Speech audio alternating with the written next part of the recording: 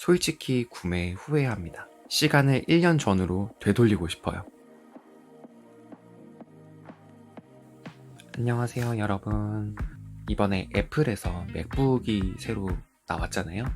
그래서 신규 모델에 대한 제 생각을 좀 공유해 볼까 해서 영상을 찍게 되었습니다. 먼저 제가 기존에 사용하고 있었던 제품은 이거예요. 맥북 프로 13인치 모델. 작년 12월 3일에 이 맥북을 결제해서 지금 11개월이 지난 현 시점에서 맥북 프로에 대한 생각을 말씀드리자면 솔직히 구매 후회합니다. 시간을 1년 전으로 되돌리고 싶어요. 단순히 성능이 더 좋아진 맥북이 출시했다라고 해서 제가 구매를 후회하는 것은 아니고요. 이 맥북 프로 13인치 모델이 제가 생각했을 때 맥북 라인업 중에서 가성비가 가장 떨어지는 모델이었다라고 생각을 해요. 그 이유를 함께 살펴보실게요.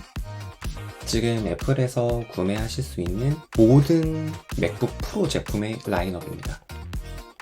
맥북 프로 13인치의 기본형과 고급형, 맥북 프로 14인치의 기본형과 고급형, 맥북 프로 16인치 모델의 M1 프로 칩을 탑재한 기본형과 고급형, 그리고 M1 맥스 칩을 탑재한 맥북 프로, 이렇게 제품군을 살펴보시면 될 것 같고요. 제가 만약에 지금 맥북 제품을 새로 구매한다 라고 하면은 저는 무조건 14인치 기본형 모델을 구매를 할 것 같아요. 그 이유를 간단히 말씀드려 보자면, 제가 구매했던 맥북 프로 13인치를 한번 보여드릴게요. 일단 램은 16기가로 업그레이드 했고요. SSD를 1테라로 업그레이드를 했어요. 그래서 제가 구매했던 가격은 250만원 이었고요. 새로 나온 14인치 모델의 기본형도 같이 살펴볼게요. M1 프로 칩을 탑재하고 있고요. 16GB 통합 메모리, 제 맥북과 동일합니다. 512GB SSD를 탑재하고 있고요. 물론 제가 구매한 제품은 1TB이긴 하지만 이거 외장 하드 사용하면 해결되는 문제라고 생각해요. 제가 업그레이드를 한 부분을 사실은 좀 후회하고 있다라고 보시면 될 것 같고요. 다른 중요한 부분에서는 14인치 모델 같은 경우 지금 썬더볼트 포트가 3개, HDMI 포트가 하나, SD카드 슬롯이 하나, 맥세이프 충전 포트, 이렇게 해서 포트가 많이 늘어났죠. 13인치 모델 같은 경우에는 썬더볼트 4 포트가 2개, 그러면서 가격은 269만원. 이렇게 봤을 때 제가 구매했던 맥북 프로가 가성비가 상당히 좋지 못했구나 라는 걸 다시 한번 느끼고 있고요. 이번에 새로 나온 14인치 모델의 가성비가 나쁘지 않다. 사실 CPU 성능이 굉장히 많이 좋아졌잖아요. 저장 장치는 오히려 반토막인 선택이긴 하지만 CPU에서의 업그레이드를 가져가고 포트를 더 얻는 부분에서는 이 20만원의 가격 차이가 굉장히 합리적이다 라고 생각을 합니다. 그래서 애플에서 현재 구매 가능한 맥북 제품군 중에 제가 간단하게 추천을 좀 드려볼까 해요. 먼저 맥북 에어. 이 맥북 에어 제품 같은 경우에는 사실 대부분의 일반적인 사용자를 기준으로 너무 충분한 노트북이 될 수 있을 거라고 생각해요. 제가 말씀드리는 일반적인 사용자라고 하면 노트북으로 생산적인 활동이 아닌 소비적인 활동을 하시는 분들 있잖아요. 인터넷을 하신다거나 넷플릭스를 보신다거나 유튜브를 보신다거나 고성능의 작업이 아니라 일반적인 사용 경험을 놓고 봤을 때에는 맥북 에어 제품만으로도 너무 충분하다. 맥북 에어 제품 같은 경우에는 지금 두 가지 제품군이 있죠. GPU가 7코어인 제품이 있고요. GPU가 8코어인 제품이 있어요. 제 친구 같은 경우에는 기본형 제품을 출시 직후 구매해서 굉장히 잘 사용을 하고 있다고 하고요. 불편한 점이 거의 없을 정도로 무난하게 잘 사용을 하고 있더라고요. 고급형 제품 같은 경우에는 할인이 들어가서 사실상 기본형 제품과 가격 차이가 그렇게 크지 않는 상황이라면 그때 선택하시는 것을 추천드립니다. 다음으로는 맥북 프로 13인치인데요.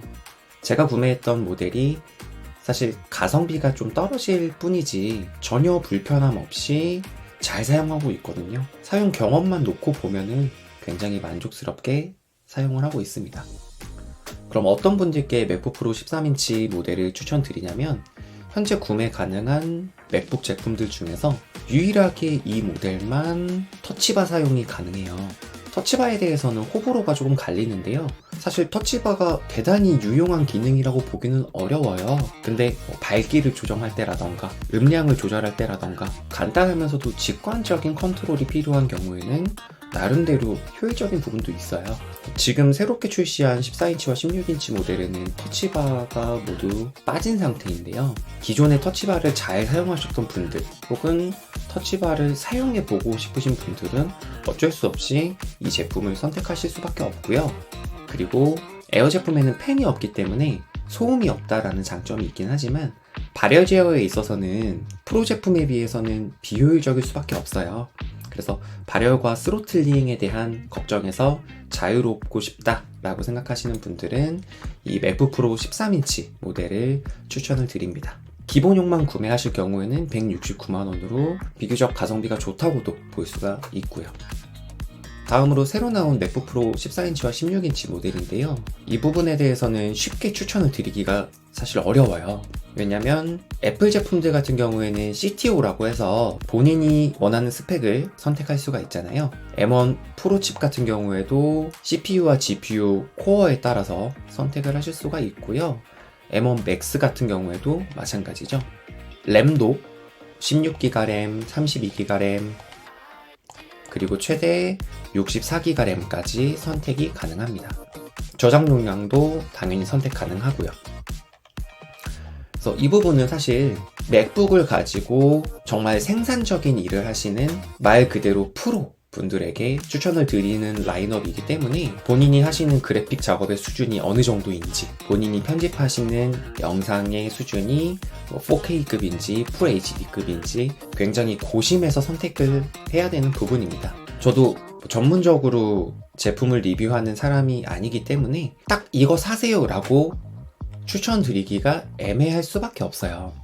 CTO를 제외하고 이 14인치 모델과 16인치 모델이 명확하게 차이가 나는 부분은 디스플레이의 크기 차이도 있겠지만 그에 따른 무게 차이라고 생각해요. 14인치 모델 같은 경우에는 1.6kg, 16인치 모델 같은 경우엔 2.1kg인데요.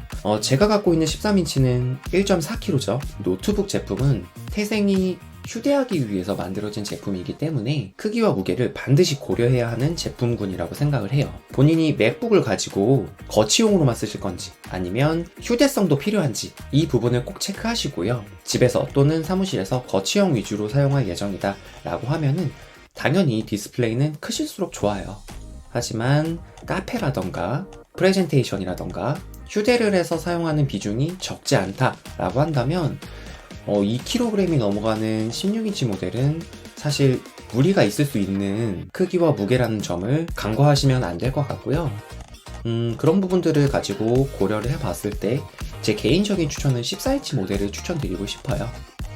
네, 그럼 지금까지 제가 11개월 동안 맥북 프로 13인치 모델을 사용하면서 느꼈던 점이라던가 지금 구매 가능한 맥북 라인업들을 어떤 분들께 추천드리는지 좀 말씀을 드려봤는데요. 맥북 제품 구매를 고민하고 계시는 분이 계시다면 이 영상이 도움이 되셨길 바라며 오늘의 영상은 여기까지 하도록 하겠습니다.